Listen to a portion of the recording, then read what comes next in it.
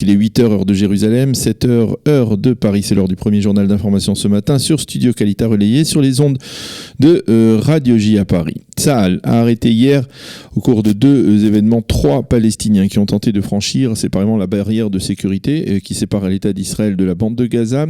Ils ont été livrés aux autorités israéliennes qui les ont interrogés. Ceci étant, quelques 6000 Palestiniens ont manifesté vendredi le long de la barrière de sécurité comme ils le font chaque semaine depuis maintenant plus d'un an. Certains ont même brandi des drapeaux palestiniens sur lesquels ils avaient peint des croix gammées.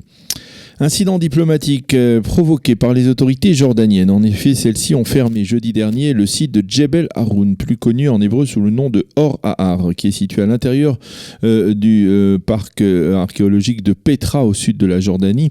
Cette décision a été prise après le passage sur place de quelques 500 Israéliens venus ce jour-là pour célébrer la Iloula, l'anniversaire de la mort d'Aaron HaKohen, le frère de Moïse, de Moshe Rabbeinu, qui selon la tradition est enterré au sommet de cette montagne et qui est mort le Rosh Chodesh Av. L'un des guides israéliens, Eli Malik, qui a l'habitude de faire ce périple, explique que les autorités jordaniennes font souvent des difficultés aux groupes israéliens qui visitent Petra et Jebel Haroun en particulier. Par exemple, ils ne veulent pas que ces Israéliens puissent se rendre sur place de manière autonome sans qu'il n'y ait une coordination avec les autorités jordaniennes, même s'il s'agit d'un très petit groupe. Un officiel jordanien a mis cette attitude ferme sur le compte des relations tendues qui existent actuellement entre Israël et la Jordanie et sur celui de l'absence de progrès dans le processus de paix. Le massacre à El Paso, je vous le rappelle, un Américain de 21 ans, apparemment raciste et xénophobe, a assassiné hier soir une vingtaine de personnes. Il en a laissé des dizaines d'autres dans un grand centre commercial de cette ville de 850 000 habitants, proche de la frontière mexicaine. Le tueur, Patrick Cruzius, a été arrêté par les forces de police. Il ne s'est pas opposé à son arrestation. Il vit dans une localité située à 9 heures de voiture d'El Paso. Il aurait pris cette décision de s'attaquer à ce centre commercial pour protester apparemment contre la politique d'immigration de la communauté hispanique qui représente 70% de la population de la ville. Interrogé ce matin sur les ondes de Kol Israël, le chaliar Chabad à El Paso a souligné qu'il y avait d'excellentes relations entre les communautés hispaniques et blanches dans la ville.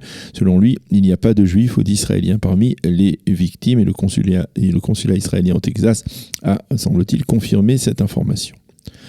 Un sondage, le dernier, rendu public ce matin sur les ondes de Kol Israël et le premier à avoir été réalisé après la clôture des listes électorales en Israël, révèle que le parti bleu-blanc de Benny Gantz, c'est le parti le plus important actuellement avec 30 mandats, légèrement devant le Likoud qui n'en possède que 29. L'absence de Otzma Yehudit dans le bloc de droite conduit par Ayelet Shaked ferait perdre 2 députés à ce bloc par rapport au précédent sondage, 11 au lieu de 13. Au niveau des blocs, celui de la droite s'affaiblit à 54 mandats et c'est toujours Lieberman qui est le faiseur de roi avec 11 mandats, soit 2 de plus que lors du précédent sondage.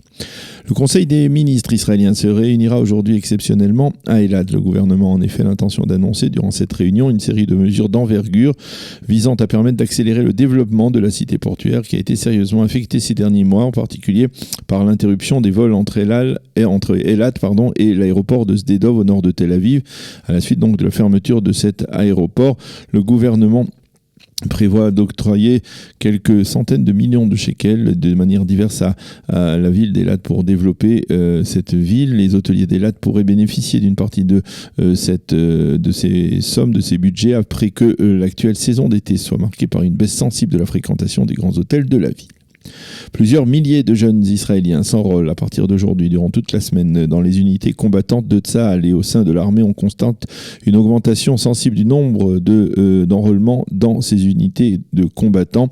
Ces nouvelles recrues vont pouvoir bénéficier dans le cadre de leur service militaire d'un matériel ultra sophistiqué comme par exemple un casque qui pourra être équipé de lunettes à infrarouge et de torches pour éclairer la nuit. Sachez que Tsahal a décidé de tenir compte également de ces soldats vegan et il leur proposera des ceintures et des chaussures en toile et non en cuir. À noter également que pour cette période de recrutement du mois d'août, l'une des plus importantes de l'année, les femmes représentent 42% du total des soldats enrôlés. Et puis une bonne nouvelle pour les centaines de milliers d'Israéliens, même plus, qui n'ont pas pu se baigner au cours des dernières semaines dans la Méditerranée à cause de l'invasion des méduses qui ont déferlé, vous le savez, sur les côtes du littoral israélien. Ces méduses ont décidé, enfin, d'une certaine manière, de partir et d'aller peut-être piquer d'autres vacanciers ailleurs sur les bords de la Méditerranée. Les plages du littoral israélien donc sont actuellement libérées, on va dire, de ce fléau relativement embarrassant. La météo pour terminer, temps ensoleillé sur l'ensemble du territoire israélien. Il fera 30 degrés aujourd'hui à Jérusalem et à Tel Aviv et 41 degrés à Eilat. Nous allons marquer une pause avant de poursuivre notre d'actualité. Vous aimez l'histoire juive ? Retrouvez Liana Gurfinkel dans Un jour notre histoire sur Studio Kalita, c'est tous les matins, pour découvrir ensemble les événements et les personnages qui ont fait notre histoire.